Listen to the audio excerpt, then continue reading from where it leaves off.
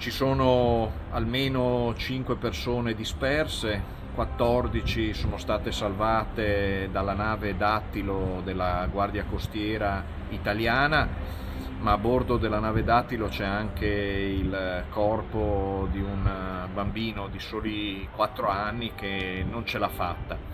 È l'ultimo dei naufragi che colpiscono migliaia di persone che in questi ultimi mesi stanno fuggendo dalla Tunisia, stanno fuggendo dalle campagne razziste. Il veneziano Beppe Caccia, capomissione della nave Mare Ionio dell'organizzazione non governativa Mediterranea Service UNAS, torna a rompere il silenzio sull'ennesima tragedia di queste ore verso le coste di Lampedusa e chiama in causa anche il governo italiano. Regime autoritario del presidente Sayed.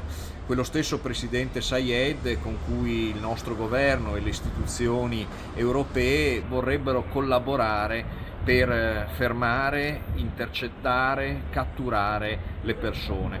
Quello stesso regime di Sayed che proprio la settimana scorsa ha deportato centinaia e centinaia di persone verso la terra di nessuno. Ecco invece, secondo Caccia, quello che si dovrebbe fare. Sarebbe necessario, come ha chiesto questa mattina con un pronunciamento a larghissima maggioranza anche il Parlamento europeo, è il ritorno in mare di una grande missione istituzionale delle marine e delle guardie costiere di tutta Europa. Una missione fondata sul principio di solidarietà, una missione di ricerca e soccorso a cui dovrebbe aggiungersi l'apertura di canali sicuri e legali per poter entrare nelle frontiere d'Europa.